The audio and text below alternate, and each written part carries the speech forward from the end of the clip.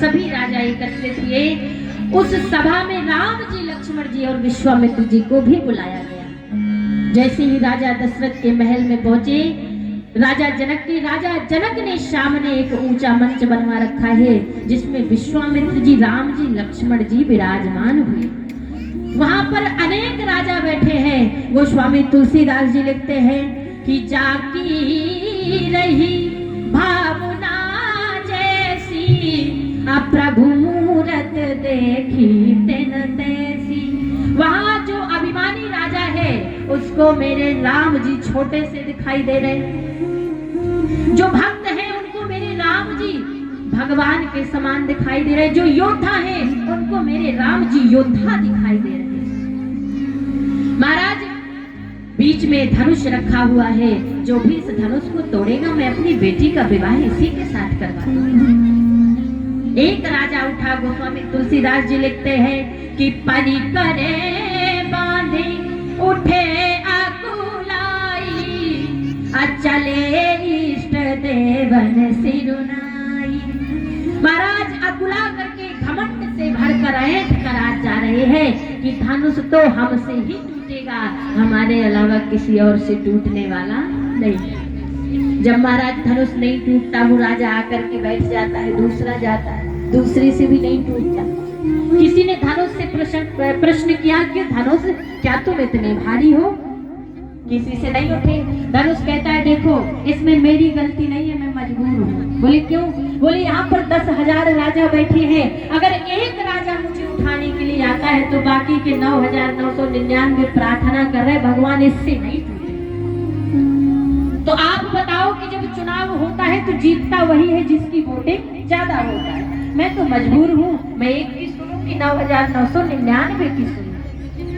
अब भैया जिससे नहीं टूटता वो भी उन 9,999 की गिनती में ही शामिल हो जाता है कि अगर मुझसे नहीं टूटा तो इससे भी नहीं टूटे।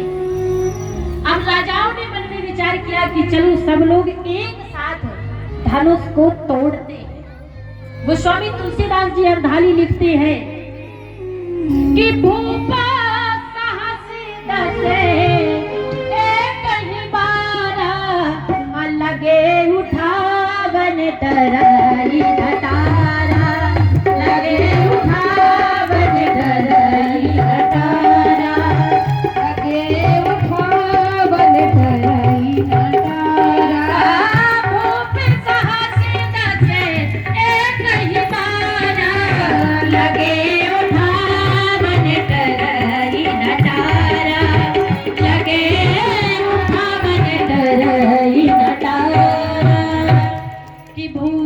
साहस दसे कहीं बारा, लगे उठावन तरई घटारा। 10,000 राजा एक साथ धनुष को उठाने। जब उठाने लगे तो धनुष उठने की कौन कहे, टूटने की कौन कहे? धनुष तो हिल भी नहीं रहा है। अब लोगों ने प्रश्न किया, क्यों धनुष? तुम तो कह रहे थे मैं एक से नहीं उठूंगा, अरे अब तो 10,000 उठा रहे हैं, क्या अब भी तुम नहीं उठोगे? धनुष ने कहा, देखो अगर मैं 10,000 राजाओं से टूट भी गया तो क्या किशोरी जी का विवाह 10,000 राजाओं के साथ हो जाएगा? होगा तो किसी एक के साथ, क्योंकि राजाओं ने भी योजना बनाई है कि तोड़ेंगे मिलकर, लेकिन युद्ध करते करते कोई एक बचेगा और उसके साथ ही किशोरी जी का विवाह हो जाएगा। महाराज जब किसी से नहीं टूटा, राजा जनक जी लक्ष्मण जी की ओर देख रहे हैं। देखो राजा जनक ने राम जी की ओर नहीं देखा, लक्ष्मण जी की ओर देखा। क्यों? क्योंकि वो जानते हैं कि अगर राम जी है मणि तो लक्ष्मण जी है फड़ी। जब कोई मणि पर अटैक करता है तो फड़ी उस पर अटैक करता है, तो पहले फड़ी को उठाना पड़ेगा तो मणि अपने आप ही उठ जाएगी। राम जी है अगर झंडा तो लक्ष्मण जी है डंडा। झंडे को फैलाने की आवश्यकता काहे को पड़ती है? डंडे की। जब डंडा उठा दिया जाएगा तो झंडा अपने आप ही फैल जाएगा। तो राजा जनक ने राम लक्ष्मण जी की ओर देखा और क्या कहते हैं कि आप जाने को माथे फटमानी, अबीर विहीन मही में जानी, कि बीर विहीन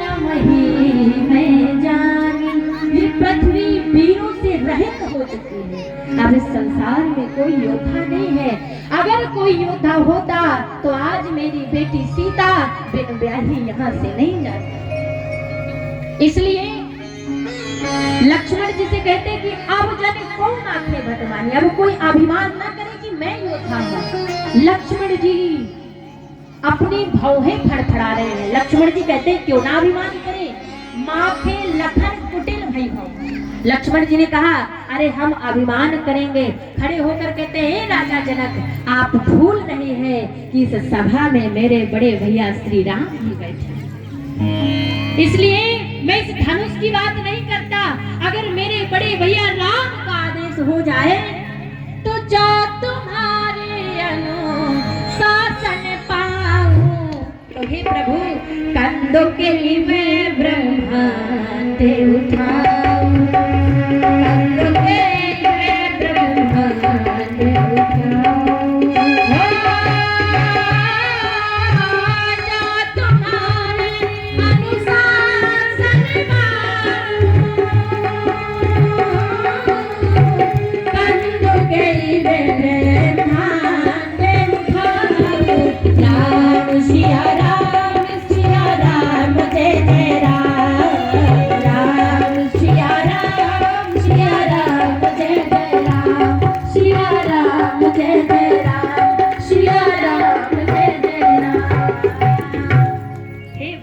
श्री राम।